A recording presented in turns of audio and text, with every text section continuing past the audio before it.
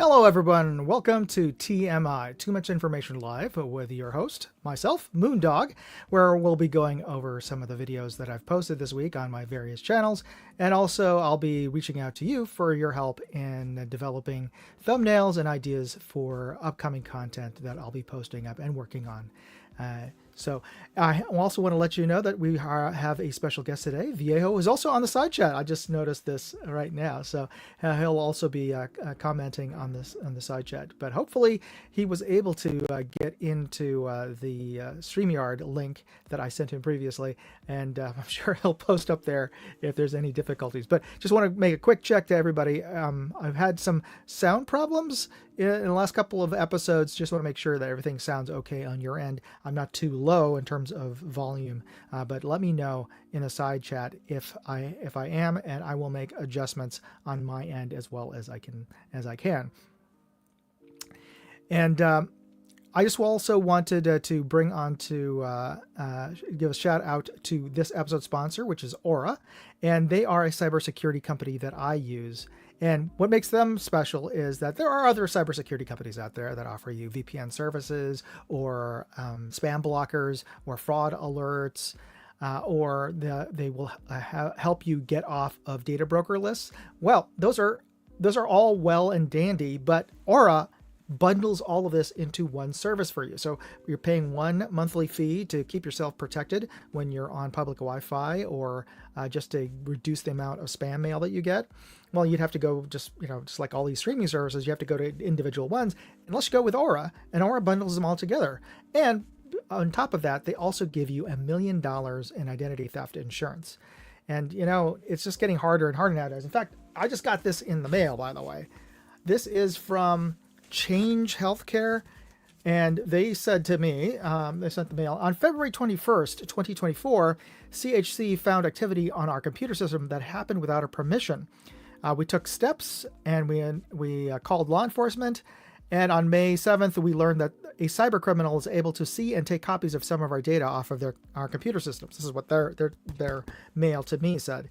And this happened between February 17th and February 20th of 2024. Now, here's the thing. I don't even know who the heck Change Healthcare is, because that's not my healthcare insurance company. So I don't know. Apparently, my information was stored on Change Healthcare's computer system. So who knows what information I had aside from my social security number, my healthcare number, whatever. Yeah, this is not good to get in the mail. But I'm sure many of you have gotten similar letters in the mail, and it seems like I get one of these letters every couple of months. So that just tells you just how bad cybercrime is nowadays. So this is another reason why you should get Aura. And here's the thing. You can try them out for 14 days for free. Just use my link, aura.com/moondog. And in fact, I will put up a link right now on the side chat. Try them out. You get 14 free days if you sign up using my link there. aura.com/moondog, and of course by trying them out you help support this channel, so I appreciate you doing that. Okay, moving on, we have on this episode we're giving away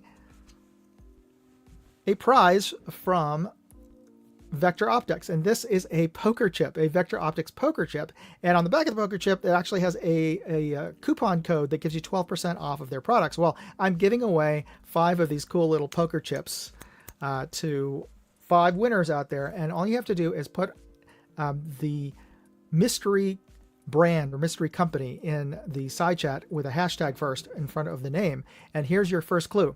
That is the logo right there. And the ammo brand that is the mystery brand today is named after the Spanish word for eagle, the bird of prey. So there's your clue. And for those of you who are on our show early, you get this visual clue there with a logo, and you could win one of these along with a patch, by the way, from Vector Optics. And the reason why it's Vector Optics is because, well, new video. This week, I posted a review of the Vector Optics Continental 1-6 LPVO.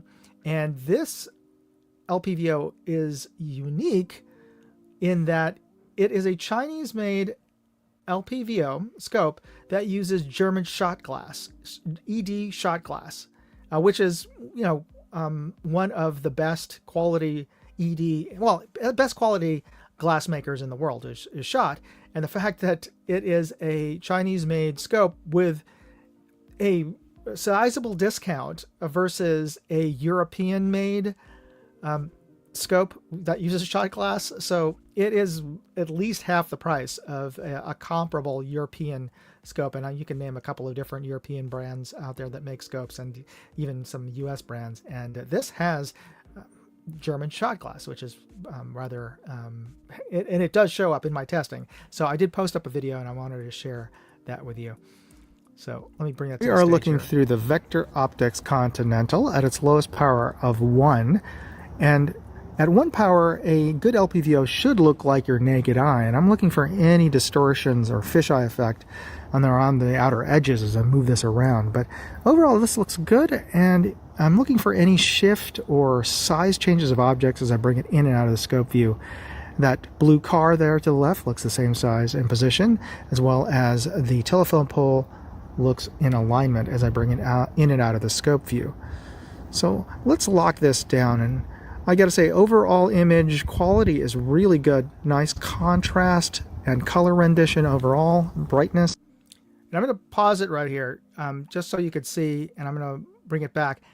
With a lot of LPVOs, and especially budget Chinese made, and who knows, I mean, where they're usually made in China, but here you can see here, as you can see a little hint of the telephone pole outside of the edge of the scope view, poking through the camera housing and clamp that I have there. You can see the top of the telephone pole, and it's in alignment. And especially when you bring it to the edge, to the right edge or left edge of your scope, with lower quality optics, with the LPVOs at 1 power, I've noticed some significant shifting of alignment. So you've in lesser quality scopes, I've seen that the telephone pole, what I see inside of the scope is not in the same place as where it is in the real life. So that's how much of a shift you get with lower quality scopes at 1 power. And to me, 1 power, when you're saying 1 power, that should look like you're looking through a pair of glasses, like a pane of glass. Otherwise, it's not really 1 power. And this scope definitely 1 power looked like 1 power. So it is an excellent scope, by the way. And let me just continue on, because just so you can get a little bit of a more of a sense of quality is really good. Nice contrast and color rendition overall, brightness. Now let's bring this all the way up to its maximum magnification of 6 power, and just take a look at the top of Mount Davidson there, 1,400 yards away. And that is a nice clear image that we're getting there. I can still, even at this low magnification, make out the trail marker sign at the top of the hill there. That's that white object peeking up above the bushes at the top of the hill. Yep, so that is it's excellent. It's an excellent LPVO, by the way. And that's the reason why I'm giving away this poker chip. And by the way, I just noticed in the side chat, Junior, make sure you put a hashtag on before your answer. Otherwise, the software won't automatically collect your entry. So there's built-in software through the streaming platform that I use, which is with StreamYard, that will look for words that come after a hashtag, of the little pound symbol, the tic-tac-toe symbol, and you do have to spell it correctly, but it doesn't matter if it's capitalized or not. So it'll automatically show up on there.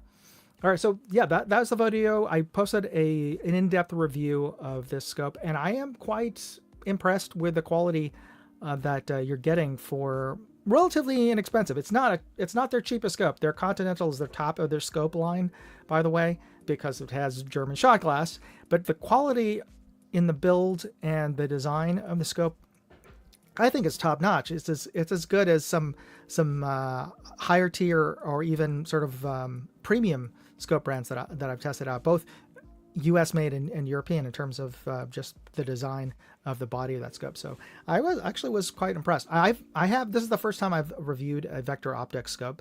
So yeah, I think it's good. It's somewhere around 700-ish. You can look it up on Amazon. They are available on Amazon, or better yet, go through my link. I'll post up a link to my website. I think Jesse's it was asking. And you can find a link to the review as well as an affiliate link there, Jesse, and you can that helps support the channel as well if you post up. If you use the link that I have posted up on my website. So I'm typing in the link to my website there, and the mount does not come with it. In fact, it comes with ring mounts, which is I mentioned in my review video, which I think is a little odd. That they would include ring mounts with an LPVO, but whatever. But they do also sell pretty decent cantilever mounts. So yes, it does come with mounts, but not the mounts that I would particularly use. Maybe it's fine with your particular rifle, and it depends on the rifle. But because LPVOs tend to have a fairly long eye relief, I kind of need to have the scope further forward, and I just don't have the rail space on my particular AR, and I don't like putting the front scope ring on the handguard, just because I know it's pretty secure, but it really you can't guarantee it'll hold zero exactly unless it's on the same rail to me. But you could be your choices are your own in terms of how you want to mount the thing. Okay, we got some more folks joining us on the side chat, and I appreciate that. All right, so on my Moondog Reviews channel, which is technically my non-pew pew channel, well, I have a review of technically a pew pew kind of product, and this is the new Pro Here. I think it's the newest model of their machete, because I don't believe they were called machete before. Maybe it's just the new branding of it, but it's their model 066, which is their entry level electronic earmuffs, and they look very much like Walker razors, and most people, including myself, initially thought, oh, it's because they're just copying Walker razors, or not Walker razors, Howard lights. They look pretty much like Howard lights. There's some slight differences though. The volume switch is in a different orientation, a 90-degree orientation, different from Howard lights, and a lot of people mistakenly think that, oh, it's because they're actually making Howard lights, but I don't think so, because in my testing when I was wearing them, they don't sound exactly like Howard lights. So if you were the same factory that's making Howard lights and you're just making some other headphones that look pretty much exactly the same, why would you be changing and tweaking around the electronics? Because that's going to cost more money. So that doesn't make sense. So I think they are a different company than the factories that make the Howard lights. But the reason they look the same is because they are made to be compatible, so that they actually use the same ear pads. So you can swap out the gel ear pads that you can get from third parties that'll fit Howard lights, and you can fit them on Pro Here. And Pro Here actually makes some attachments that will fit both Pro Here, Zohan, and Howard lights. I'm going to be reviewing an attachment that you can convert your Howard lights into FRS GMRS radios that are hands-free. It just sort of clamps onto the ear cup on one of them. So I did have these headphones, and I think I actually prefer these headphones to my Howard lights, which have always been my go-to headphones, because I like the fact that they have stereo sound versus the Walker razors, which have omnidirectional sound, and that means that I can't tell. What I don't like about wearing Walker razors, even though I like the physical design of them, they actually feel a little better on my head, is that I can't tell when where a sound is coming from. I'll hear stuff that's going on in the parking lot at the range instead of right next to me, and that's kind of disconcerting. And also, to me, it could be potentially a safety issue, maybe not, in terms of when somebody's telling you, well, look out. You want to know where they're telling you to look out, which direction that's coming from, or whatever. And I don't want to hear conversations that are going on with two people in the parking lot when I'm at the range. You know what I'm saying? So that's the reason why I prefer Howard lights, and these Pro Heres, by the way. So let me just share a video that I filmed, a little short from the longer review video. All right, we're going to measure the noise reduction of these earmuffs here, and these have a stated NRR rating of 23, which means it has a noise reduction rating of 23 decibels. So whatever sound that is outside of these ear cups, it reduces your ambient noise around you by 23 decibels. So if, let's say, the ambient sound around you was 100 decibels, you'd hear on the inside of these, you'd hear 77 decibels or thereabouts.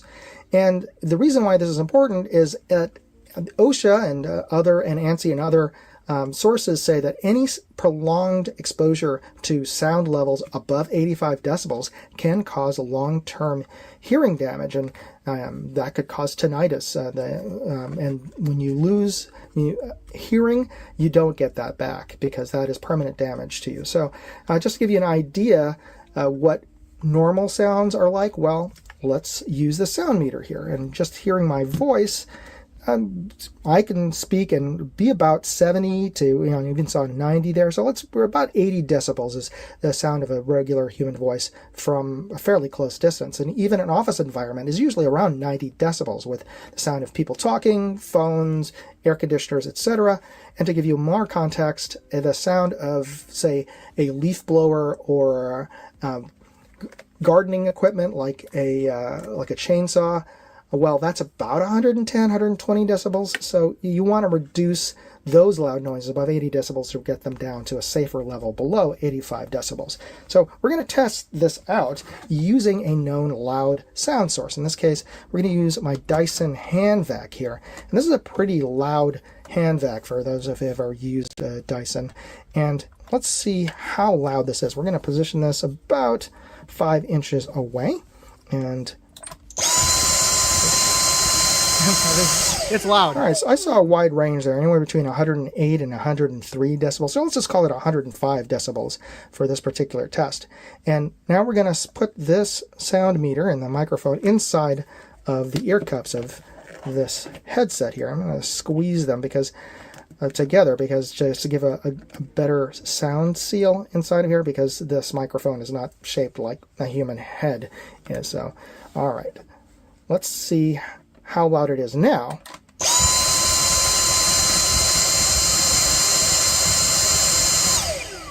All right, not bad. I was seeing like around 83, 84 inside of these ear cups instead of the 105. So I'm going to say this is pretty darn close to the 23 decibels that the manufacturer claims. And I'm going to say, yeah, I'd say these pass, and they're pretty legit. All right, so that's I did run the test, and I thought it came pretty close. Now, granted, a vacuum doesn't have the same sound profile as a firearm, which has much more bass, but just in terms of my rough testing there, I think that it's close enough in terms of its ability to reduce sound that I would think that it definitely meets to my standards. Now, Viejo just posted up a good suggestion for those of you who weren't aware of this. If you are wearing electronic earmuffs, especially if you're indoors, which it's even louder than shooting outdoors, especially, you can just take regular foam earplugs, which you would use at the range if you didn't have electronic earmuffs, and put it into your ears, and then wear your electronic earmuffs on the outside. And the advantage of this is not only does it double up in terms of noise reduction, but because these are amplified earmuffs, you can crank up the volume and it will amplify the ambient noise around you and cut off when they get loud, like when there's gunfire going on. But it'll compensate for your earplugs, so you can hear things a lot in a basically normal volume while you have those earplugs in your ear. And the reason why I like these Pro Hears versus my old Howard Lights is that they are capable of going a little bit louder than the Howard Lights. So that's the reason why. And I also recommend upgrading the ear pads to gel, which gives you a much tighter seal. But some people don't like them because gel pads don't breathe as well. But I think they're about the same, because the foam pads are made with a plastic on the outside anyway. So it's not like you're gonna sweat less with those foam pads to me than with gel. But that's my call.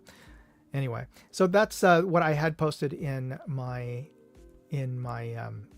Moondog reviews channel. And here's also a little sneak preview, folks. On my website, I have a monthly contest.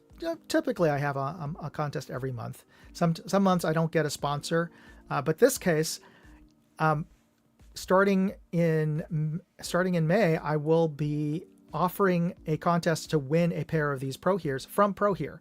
So if you enter the contest, and you can find the contest details, I'll post up a link right now. And if you're interested in the Pro Here contest, let me just post up a link. You can enter to win. There we go. I posted up on the side chat. But just go to Moon if you're listening to this and you can't read the side chat, or you're watching this later and you can't see the side chat. Just go to moondogindustries.com/contest, and that page on my website has details on whatever contest I happens to be going on my channels and on my media. And that'll take you to the specific page that has the contest rules and the upload links, etc. Viejo says, that would be a great prize for someone. Absolutely. And you could always use another extra set of headphones, because he takes a visitor to the range, like as he said, a newbie shooter. It's best to give them electronic earmuffs, not like your handoff dummy or passive earmuffs that or earplugs, because you want to be able to give them range commands, like ceasefire or put that down or whatever. You want to give them instructions. You want them to be able to hear you clearly. So if anything, I tend to prefer giving my guests at the range my better headphones, because I'm more concerned about them listening to me properly and being able to understand my instructions. So this is a great prize, because everyone could always use another good pair of electronic earmuffs. Jesse asks, how do you feel with having your glasses on? With glasses on, they were fine, especially when I upgraded them to gel ear pads. With the regular foam ear pads, they're fine. But you can also get third party. I've got foam ear pads that have a little cutout at the top for eyeglasses, but I didn't find that they pinched all that much. But everyone's head is a little bit different in terms of their comfort level. I was at the range all day with them, and I was doing filming, so I was there for well over 3 to 4 hours, and I didn't have a problem. I would just take them off, occasionally. Everybody does at the range when there's a ceasefire, so it wasn't an issue. Peck says, I will let you guys win because I have half dozen of them, and I lose them every time. Yeah, that is an issue. And Viejo said, gel pads don't bother my eyeglass temple pieces at all. That's good. And again, these will fit Howard Light compatible gel ear pads. So that's the reason I like them. All right. And on my last channel, my Moondog Go channel, which is my travel channel, I posted up my last drive on the Great Highway. And for those of you who know San Francisco or don't know San Francisco, there is the beach. San Francisco is on a peninsula, and on its western side of the city, there is Ocean Beach, which is the big long beach, that sand beach that runs along the western edge of San Francisco, and also Golden Gate Park, which is a very large and long park, ends practically right at the dunes, the road, and this is the road that runs north and south right along the beach, which is named the Great Highway. And there's a section there for about 2 miles that runs unimpeded from Golden Gate Park down to the zoo. There's no cross streets, so once you get on, it's just a straight shot north or south. And it was often used by locals to circumvent the neighborhoods, which you have to do. There's stop signs every block, and it was a very common road for locals to take if they needed to get to the other side of town, basically. And there was an initiative last year for the voters of San Francisco to decide, shall we close down this road permanently? Because during the pandemic, or scamdemic as I call it, they closed down the roads to allow people to walk and take their bikes on them, which sounds great, except that there is a wide bike path right next to this road on both sides. Well, at least on one side for the entire length, and on the beach side for a good section of that, there is a walking bike path, except for where it stops at the dunes. So it's not like you couldn't go right along the beach, or you could just walk along the beach. It's not like pedestrians and people can't have access, but they closed down the actual driving road that was on there. And they voted to, a slim majority of San Francisco residents voted to close down that highway permanently and turn it into a park, which is, would be all well and good, except that the majority of people who live within 3 miles of this road, who use it on a daily basis, voted to keep it open. It's just that everybody else on the other side of the city, and they did even a heat map of when they did polling of who voted to close down the road and who voted to keep it open. The vast majority of the people who voted to close it were people who are living on the other side of the city. So yeah, I'm sure they're thinking, oh, it's great to have a park. We could go there once a weekend, basically, whenever the sun actually comes out in San Francisco. But everybody who uses it on a daily basis, yeah, they're kind of screwed. Vadim, who actually lives in San Francisco, I think, here, Troy says, is Mount Davison active? And I'm not sure what that is in reference to with this, but Mount Davidson is the highest peak in San Francisco. Anyway, let me just share a bit of the drive that I recorded, which is my last drive. That is the ocean. It was a bit of I think after or just before a winter storm, so there was quite a bit of surf. It was a big surf day. But you can see there's a little bit of the walkway you can see on the right side there. You saw a little bit at this intersection. And the intersections are just for pedestrians to walk across from the bike path on the left side of the highway to the beach. But there are no cross streets. But you can see it's a beautiful drive. The one issue that does come about is that because there are natural sand dunes there, the sand occasionally will get blown into the highway, and so every couple of weeks they have to send a maintenance crew out there to basically bulldoze the sand off of the highway and back into the dunes. So that was one of the rationales for closing down the highway. They said, well, we could all this cost to keep the highway clear could be removed if we didn't have to clear the highway for a road.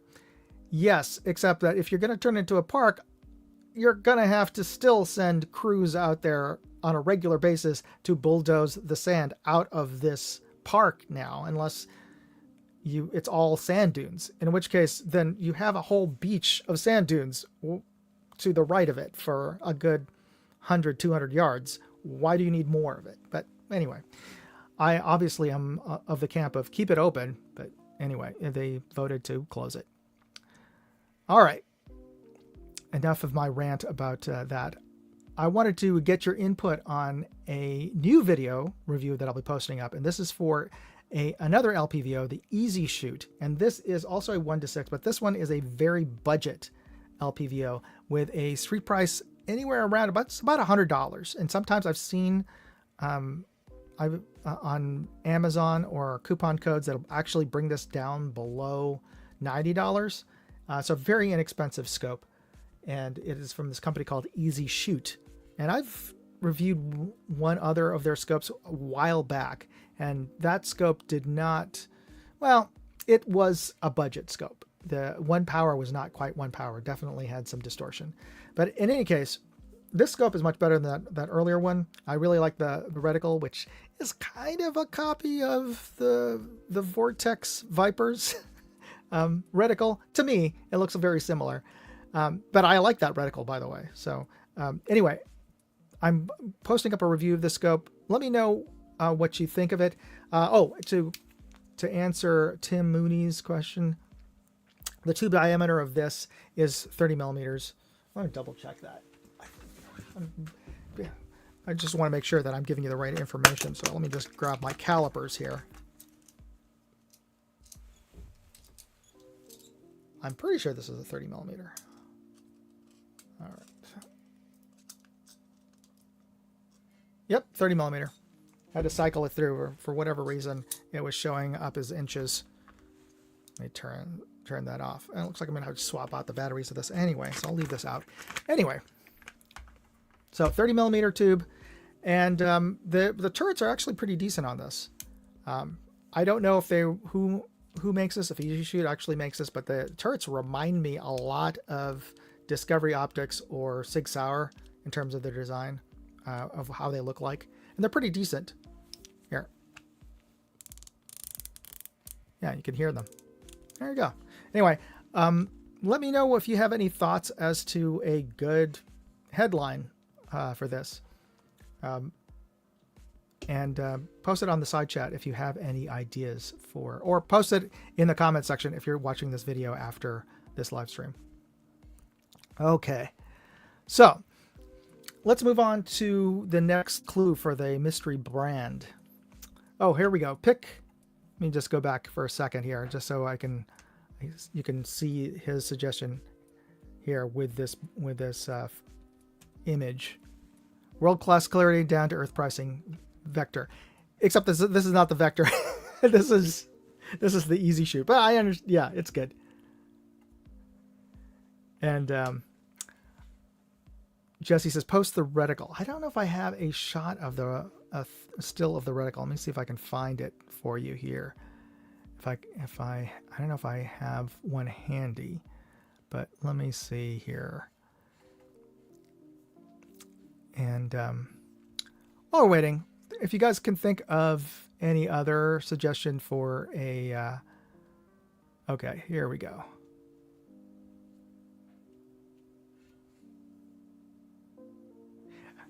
No, I'm wrong. It doesn't quite look like the Viper reticle.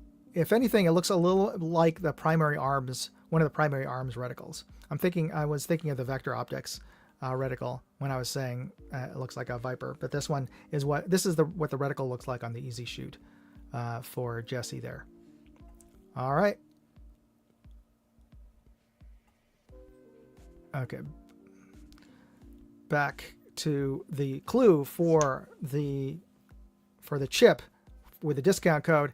This Mexican ammo brand is created by Industrias Tecnos, established in 1961, and outside of the United States, this is the largest ammo brand in the Western Hemisphere. So if you know who this brand is, the mystery brand, type in hashtag, the hashtag symbol, and the name of the brand in the side comment, and you'll be automatically entered into the drawing for 5. I'm going to be giving it to 5 winners out there, so your chances are really good of winning one of these Vector Optics chips, poker chips out there. Okay, so let's get into let's go down the rabbit hole with our special guest here.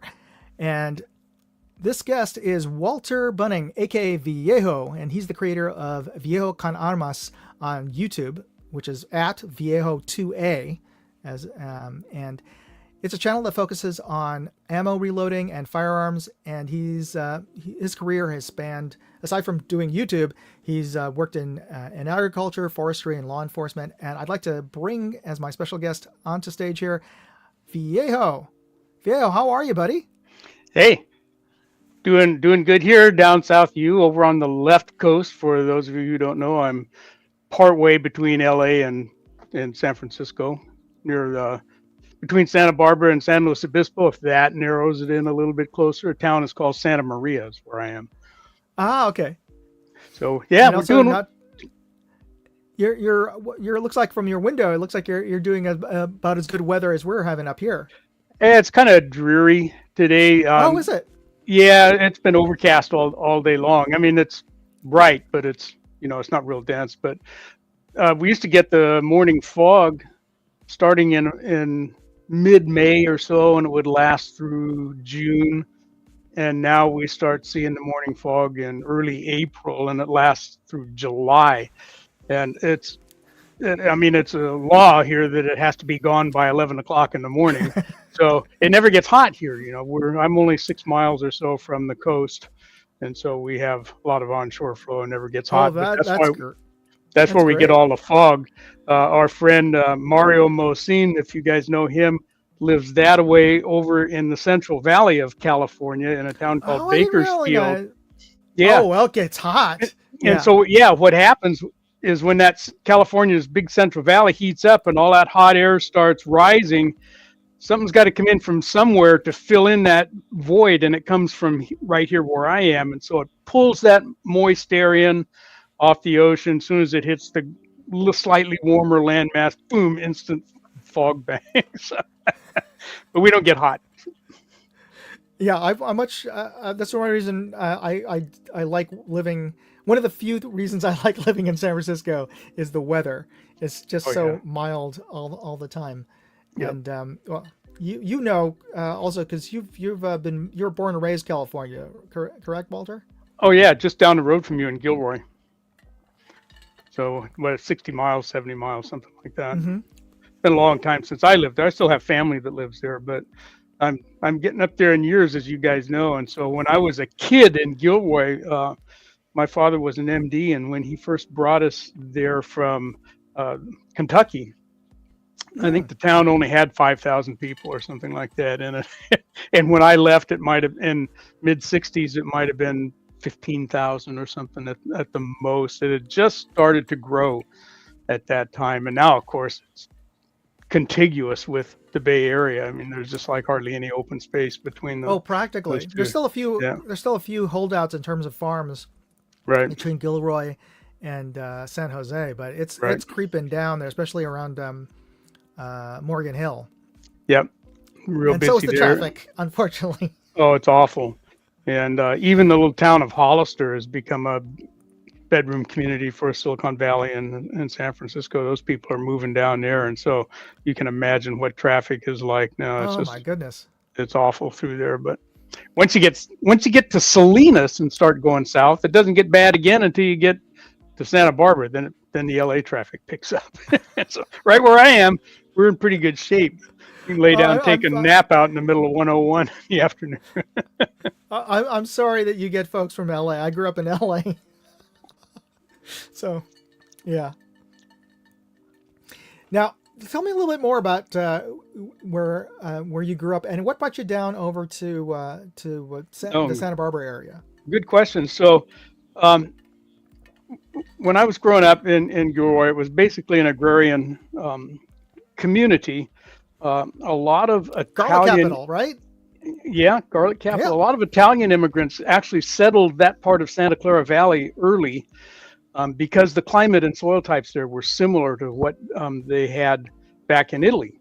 And so there are a lot of Italian farmers there, and there are a few beef cattle operations, and plenty of row crops and so forth were there as well. Well, that meant that I grew up in high school FFA, and we had, property out in the country, and we had critters that, horses, which are one of mankind's greatest natural parasites, if you ask me. But I always had to feed them and chew them, do all that other nasty stuff. I got sick of horses really fast. But anyway, I went away to school and ended up in an agricultural program at Cal Poly in San Luis Obispo, and graduated there with a couple of majors, and ended up teaching vocational agriculture.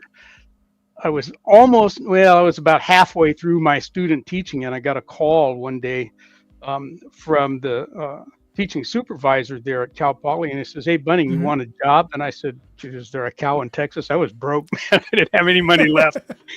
And he says, "Well, there's a job opening down at this little remote corner of Santa Barbara County." And I said, "Really?" He said, "What's the deal?" He said, "Well, it's a little one-horse town called New Cuyama."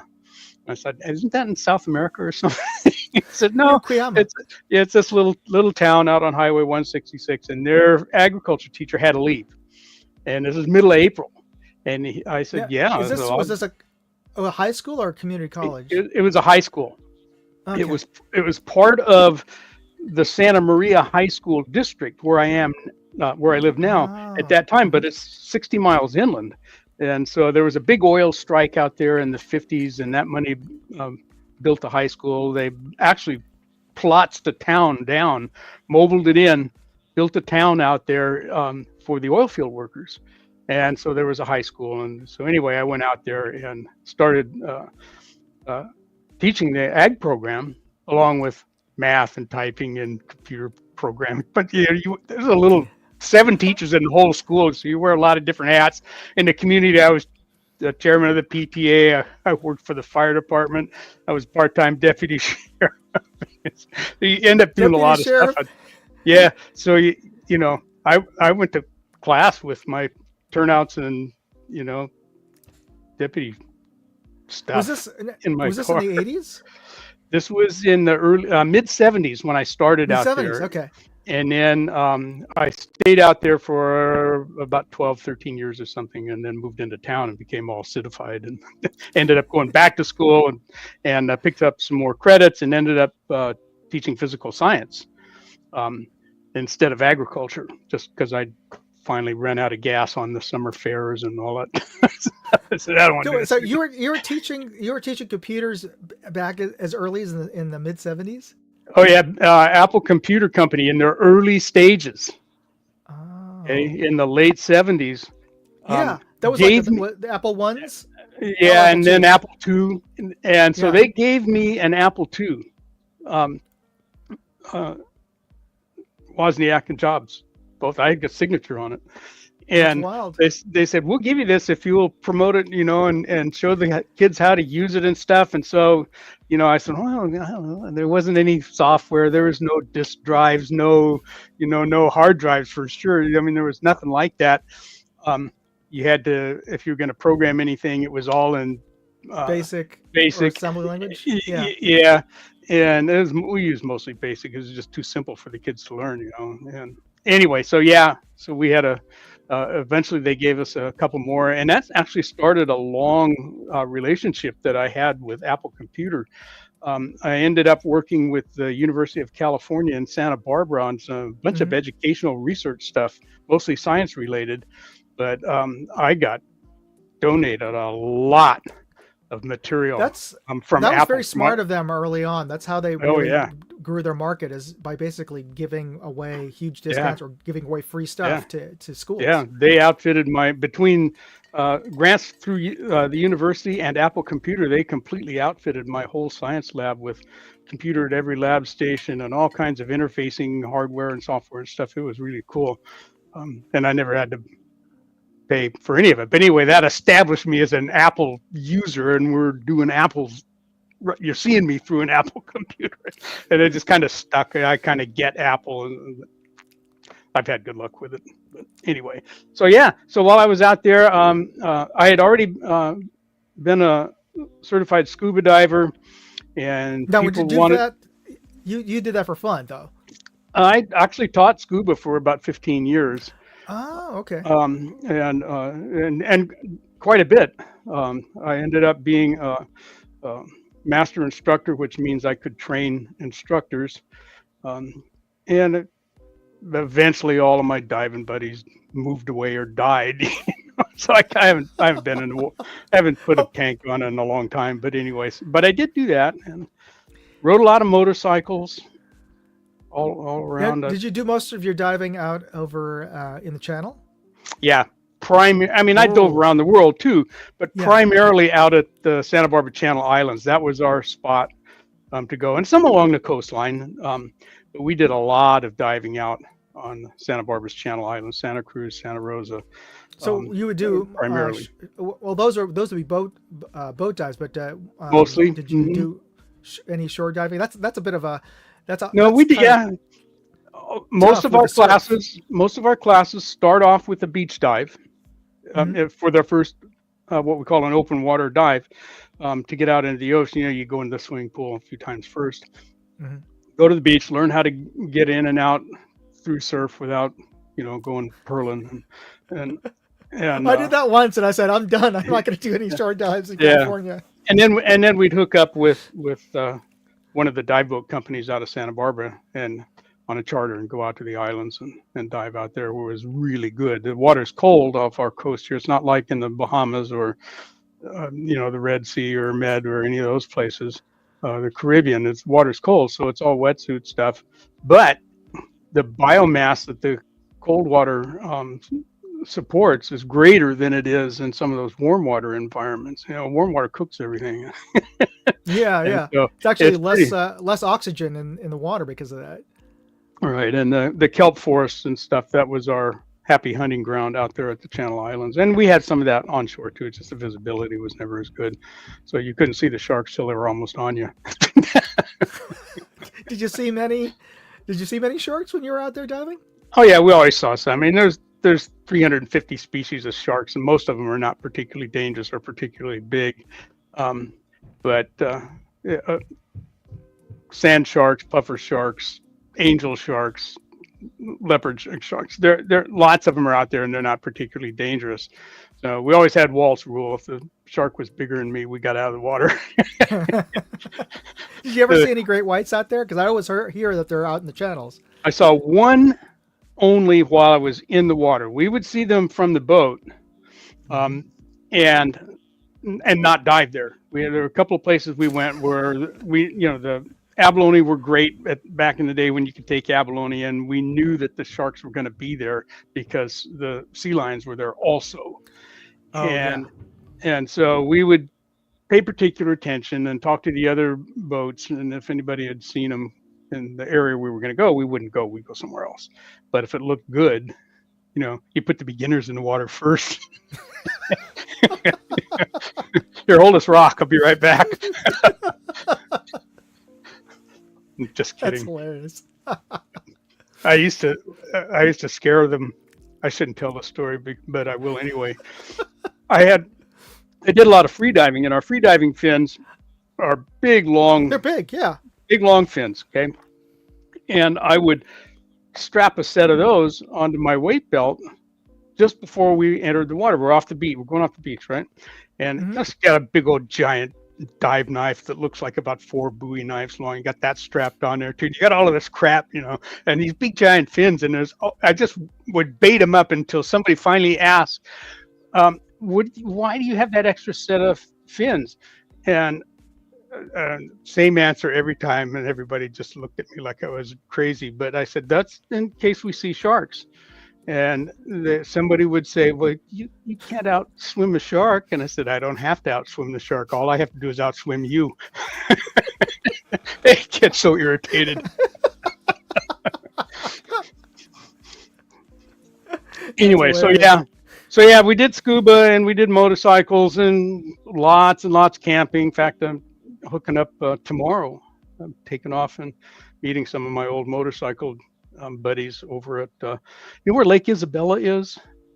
I've heard of it. East of Bakersfield. It's right at the tail end of the Sierra. It's right where the Sierra finally droops off into the desert, and there's a little town called Kernville. Kern River runs through there, and so I've seen the signs for that. Yeah, so we camp out there every year. I don't ride anymore after the near fatal crash I had a couple years ago, and so is that a freshwater or a saltwater lake?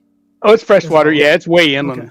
So, and it's up, I'm going to say 2,500 feet elevation or so. It's up there, uphill all the way from the Central Valley to get up in there. Kind of a pretty area. So anyway, yeah, lots of camping and lots of motorcycle riding, but motorcycles are gone. They're gone. No more bikes in the garage. It's all bullet casting and reloading gear in there now. Some kayaks. I still paddle. I've paddled kayaks for years and years too, and enjoy that. So now you're driving up to meet them. Are they still riding? Yeah, most of them. I'm the ambulance. Taking my pickup. We laugh, but it happens every year. Somebody needs a ride to the ER. Oh no! These guys come in and with busted ankles and shoulders and all kinds of stuff. Oh no! Well, there's a small hospital there. They're getting used to us. How many folks are you meeting up for? There'll probably be, I don't know for sure. I haven't looked at the list. It's usually between 50 and 100. It depends a little bit on weather, and the weather looks iffy. So I'm going to say there'll be 50 guys there. Might be more. Wow. Okay, so that's a good pack of folks. Yeah. Yeah, we got music and barbecue and craft beer, and guys are, will bring all their garage beer and stuff, which is kind of fun too. Some of those guys are pretty good brewmeisters. That's all you So had to say. That's all the reason anybody would want to go yeah, out and kind of. meet folks on a weekend, right? Right. Yeah, kind of. So yeah, that's me these days. Mostly my channel is bullet casting and reloading, and I can't Now shoot you like I used to. But when I was with the sheriff department, I shot a lot. Uh, in my youth when I could really shoot. But and 77 years of hard road work, man, it's just not what I used to be. But I still enjoy it. Just because you get old and a little shaky and can't see like you used to, doesn't mean you yeah, you can't still did a pretty. get out and do those things. So You still shoot pretty well. I saw that one video where you're shooting your Henry 22 at those plates. Was that 50 yards or 20 yeah, 30 yards? yeah, Yeah, that was out at 50. Yeah, pretty yeah. hard to miss with that rifle. Yeah, but they're fun, right? Blink, blink, blink, blink, blink, blink, blink, blink, blink, blink. Yeah, but you're shooting iron sights. I you got to hand it to you for those. I mean those steel weren't terribly big. So No, they yeah, were you're still doing 4 inch pretty well. plates. So yeah, I refuse to put any kind of optics on my lever guns. It's just Yeah, a not thing. that you'd even if you want to do something. Period. I don't think a neural scope on that would be very useful in terms of your eye box. Now you shoot aside from shooting, you film your videos pretty well in just terms of I thought you've got a good camera, you good sound, and Oh, the videos you post on your channel are good. How did you get into to creating YouTube videos? you know what? I'm going to answer Jesse Donald's question out there first, and we'll Okay, come back sure. to that one. Jesse says the first time you went diving, how did you learn or get started? Um, I was living up in the Calistoga area at the time. This was just before I came down to go to school at Cal Poly. I was kind of in between cowboying and deciding I didn't want to make a living with my back anymore, and was getting ready to go back to school and pick up teaching credential. Anyway, a fellow up there in Calistoga that I met was a diver, and he says, "Oh, you ought to try this." And there was like a pond with visibility, it was about like this. Oh yeah. He says, "Here, throw this stuff on," and this was about 1970 or so, and you didn't have to have any kind of certification really at the time in order to buy gear. You could just go buy gear and wrap a log chain around your waist and jump in the Yeah, and water. people learn from But just from their buddy who had a little more experience than them. And you yeah, just learn, finally you take you classes. get a book or something. You go, oh man, we could have gone to the moon. We better go get some lessons. And so I did. Just yes, I started with NASDS and then ended up with a certification from them, and then I took an advanced class through NAUI and some Oh, other now class yes. somewhere along the line with YMCA, and ended up going through the PADA. Patty, put another $1 in, or Yeah. Patty is like the Amway of scuba diving, but it worked. They had a reasonable program for lessons. So anyway, that another guy introduced me to it, and I go, oh, this is for me. This is adventure. This is fun. You can get killed. You can hunt. Instead of going Well, like this, I hope I catch a fish. You get to go, no, I want that one. Boom. spear gun. Speaking of hunt, that's how I was sold me on wanting to go scuba diving was Jacques Cousteau and Sea Hunt. That great old show. Oh boy, Sea Hunt. We never missed an episode. In fact, you can go pick up all those old episodes on YouTube.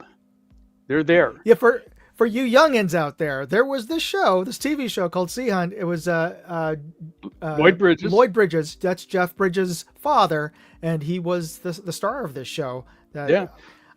All revolved around a frogman. Well, that's what Yeah. they called scuba Yeah. divers back then. Yep, he was his character was an ex-Navy frogman, which kind of evolved into the SEALs. and he in the show he is also in the Coast Guard Auxiliary, and so he gets all of these jobs through the government and some private people and stuff. It was an interesting show, old school scuba gear, double hose, single stage regulators, and but that got a lot of us interested, and so Mm-hmm. somebody comes along and says, "Hey, you want to try diving?" And yeah, if Mike Nelson, which was the character's name, if Mike Nelson can do it, so can I. All Gosh right, dang yeah. it!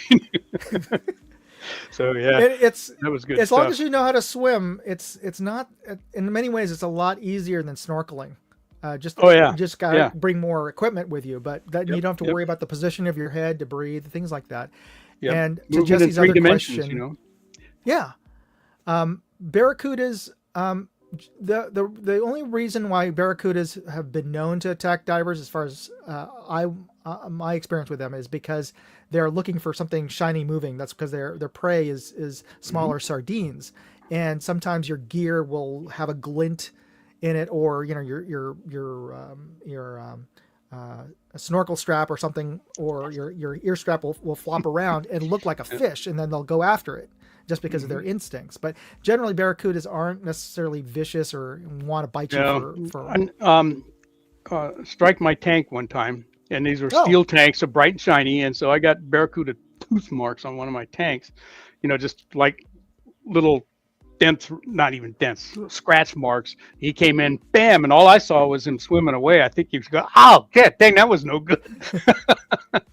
But now I don't know anyone that's ever been bitten by a barracuda, other than somebody reeling one in and getting it on the boat and get it there, but not in the water.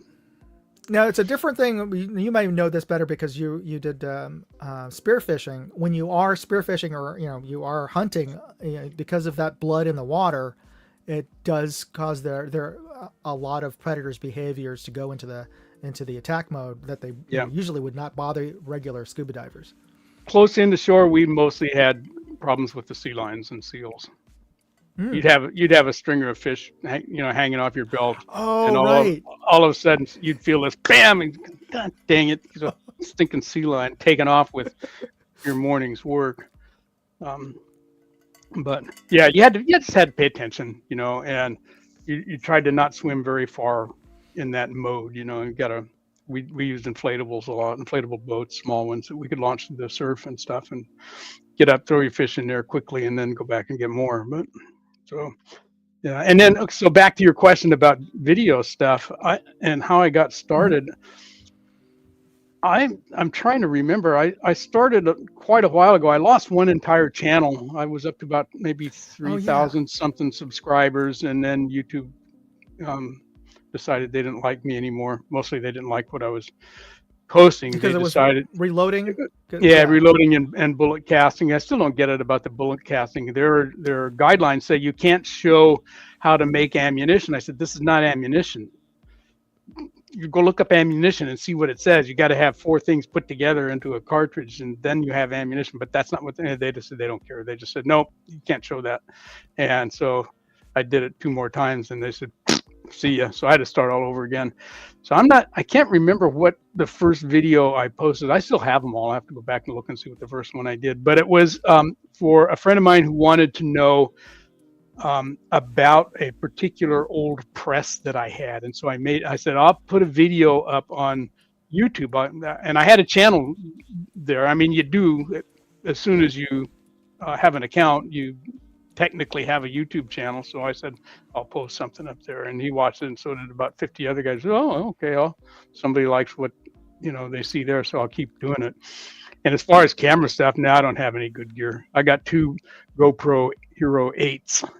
That's what does most of the video work. And I use my Ah, phone. I use my iPhone a lot, which actually has a pretty good camera in it. yeah, it does. Um, it does In a some ways, pretty good job. I found the phones have a better low light response They footage do, they than do, any of the and action you can cams. you can focus a little shorter. Those old Heroids, they're Yeah, minimum focal lengths about 20 inches or so. I found that to be the case. In fact, I have to reshoot a detail shot of some ammo that I was holding up to the camera because I was using my action cam, my new action cam, and then I'm just editing the footage today or the other day, and it's not sharp because it wasn't focusing like when I was shooting it with just my regular phone. So yeah, that is an annoying thing. I just posted up for everybody Viejo's new YouTube channel. So if you haven't already, check out his YouTube channel, hit that subscribe button, and we'll get hopefully we'll get Viejo's numbers back up to where they were before. We're moving slowly. I have a channel on rumble.com also, which is and they're not as strongly censored as YouTube is. So for sure. Anything but that's unfortunately, you don't get as many views in general on Rumble, unfortunately. Actually, I do, and it's because I'm posting stuff there that's not on YouTube, that I can't put on YouTube. So when I'm doing a casting or a video that involves casting or actual reloading, I always say on the YouTube version of it, if you want to see the good stuff, you got to go over and watch it on Rumble. And so if I have about half as many subscribers on Rumble as I do on YouTube, but I get about the same number of views, which is a couple hundred usually per video. So it's not huge. But I think I got almost 1,000 viewers over there on the Rumble channel, and I have, I don't know, 1,800 or something on YouTube right now. I haven't looked in a month. So yeah. So anyway, yeah. I keep thinking about I watch your stuff, and I go, man, he's got good video going. What do you? Yeah, I go in and look, and I think I even talked to you a couple times about it, and then I go look at what it's going to cost me, and I say, yeah, that's another gun. Yeah. Well, it's you do a good job. It's really you have a decent camera, but to your point, any newer model phone is as good as as you need to get the decent footage. And it's the other key thing that I see from other folks who are posting up videos is they don't take the amount of light or the position of where the camera is to the light in mind when they're filming. Mm-hmm. And the third thing is sound. So if they're at a range, they'll have the camera a little too far away and you can't really hear them. So that's and that's a limitation of using of using a phone. If you get more than about 10 feet away, you're pretty much done for audio, and it's even worse with the GoPros. But I have a media adapter thing. Well, I have one of those too, but the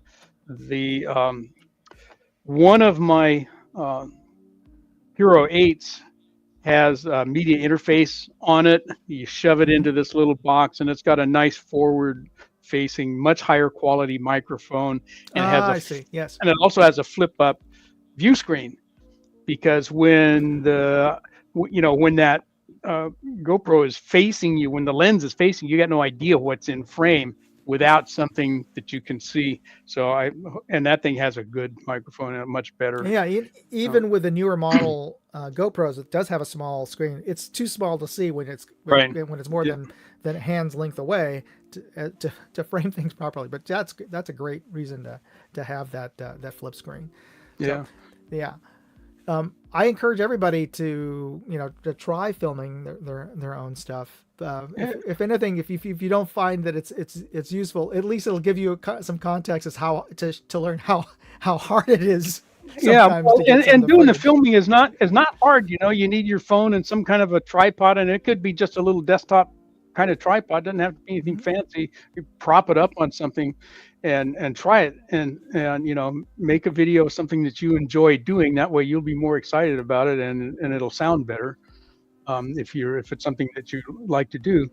The sorcery comes in the editing, and a lot of my videos will have 40 or 50 clips in them, and to sort through and see what's going to work best with what I'm trying to show. Some of the stuff needs to be pretty close, and so it's stop and go, do 10-second clips, and I don't like to watch any clip that's more than 15-20 seconds long myself, and without getting into the next thing, I start losing focus. So I try to have it broken up as much as I can. Doesn't always work, but But yeah, Which editing software do you use? You use your iMovie or? yeah, I just use iMovie. It's free with the computer, and I wish it would do more, but then to go up to Apple's um, big version, Yeah, Final Cut Pro X. it's That's a expensive, big chunk of change. and does a lot of stuff that I don't really need to do. And so when Like I'm color grading and things like that. yeah, you can do a little bit of that with iMovie. There's a few tweaks and things that you can do. You can control a lot of the lighting effects um, well enough. You shoot something and it's too dark, you can brighten it up, or the color is blah. So what is it And that you wish you could do with the iMovie? That I wish that I had some better choices of transitions between scenes, for one thing. Oh, okay. Well, let's talk offline. I've got some suggestions for you that Okay. you can that yeah. And Anyway, yeah, the ability to do that would be nice. A little bit more choice in some of the texts and titles that we sometimes need to do. But so when I'm going out shooting, I go, okay, I got to remember what I can and can't do when we get this into the editing room there. And sometimes I go, I shouldn't even bother with that because I can't show it. I've got some suggestions for you. Cool. It does require buying some extra add-ons, but it's not nearly as expensive as buying Final Cut Pro. Oh, which cool. I have, Yeah. But yeah, it's a big chunk of change. But I hadn't looked in a while for add-ons for iMovie. If there's something out there, I'm down. I'm gonna say hi to Michael Dunn. He's one of my subscribers. Hi, Michael. Oh, there we go. Let me bring him up here, Michael. Yeah. All right. Well, I'm very cognizant of your time, and I only asked you for half an hour, and we're already beyond that. So let me start wrapping up here. Let me bring up our contest for everybody. Let me see if I can bring that to the stage. There we go. And for our final clue, for those of you who are interested, let me just bring this up to. So today's prize is going to be this poker chip. Actually, 5 poker chips. I'm giving away. There's going to be 5 winners today. This is from Vector Optics, and this is their Continental poker chip. And on the back of this poker chip has a coupon code that gets you 12% off of their products. But it's also a pretty cool poker chip. And of course, if you ever have any poker nights, you could always use an extra poker chip. Ooh, well, why not? So that's the reason why I find poker chips are pretty handy to have. And we'll be having 5 winners today.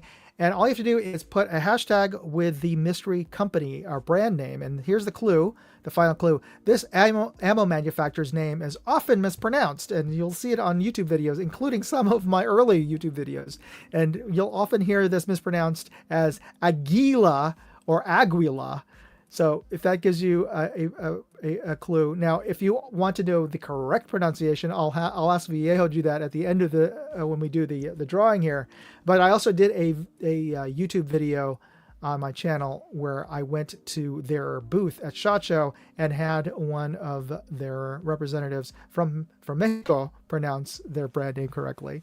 Anyway, that is get your hashtag answers in, and we'll be drawing the winner of that shortly. So I'll give you a minute there. For the contest, wanted to mention if this is even more of a clue here. This brand is offering a Palinco de Mayo contest.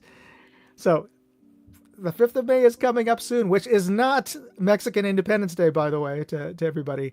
Look it up on your Wikipedia as to what Cinco de Mayo was, but it's actually independence from the French.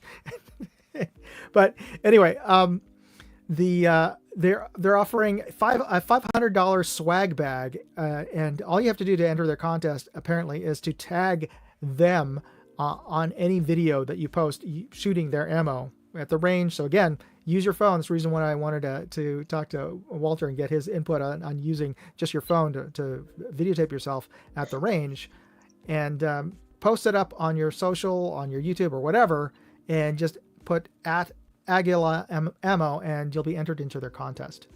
to win that swag bag. And I'm not getting anything from this. I just thought that was a cool little, really easy contest to enter.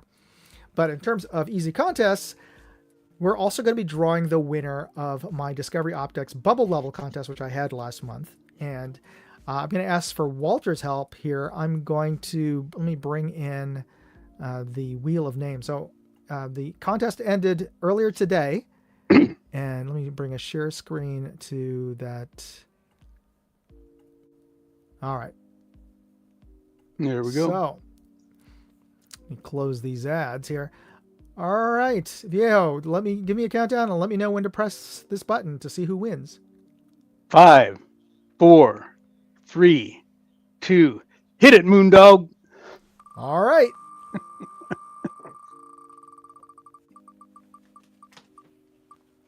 Here we go. Looks like Ryan. Ryan. Okay. Good deal. Congratulations, Ryan. Yeah, congratulations. And let me just close out this screen here. So, Ryan, you're going to be getting this bubble level. I'll be mailing it out tomorrow. So, congratulations on winning that. And I just also want to let you know, I check out my contest online. I'll be posting a link right here to the Pro Here contest. So, my next contest, and now that I'm going to pull off the details of the bubble level contest, is to win those Pro Here electronic earmuffs. So check it out on my website at I've posted up a link there, or go to moondogindustries.com/contest. All right, so let us bring in the screen for the mystery brand giveaway. And let's see here. I gotta stop screen and share screen to our giveaway tool. All right, we have 8 entries, so you have a very good chance. Whoever entered has a very good chance of winning one of 5 of these. So, Walter, I'm going to ask for your help again. Give me a countdown, and I will hit that draw button. Okay, here it comes. 5, 4, 3, 2, 1, and go. Okie dokie.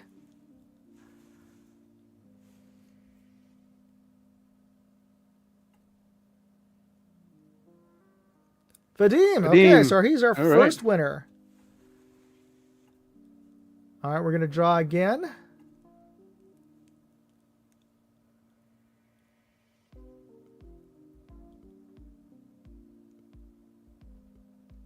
Jesse, our next winner. Okay. So number 2. We got 3 more winners coming up. Winner number 3.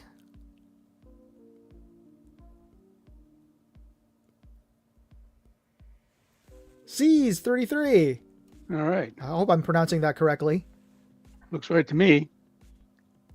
I don't know about the first part, but the 33 was good. Thank you there. 4. Tim. Congratulations. All right, Tim. And our final winner of the Vector Optics poker chip goes to, and patch, Paul Clemens. Congratulations. All right. Hey. So, congratulations to all you guys. For those of you who won, be sure to send me an email along with the subject line. Put hashtag and the mystery brand in the subject line, so that I know to whom that I can easily find your email.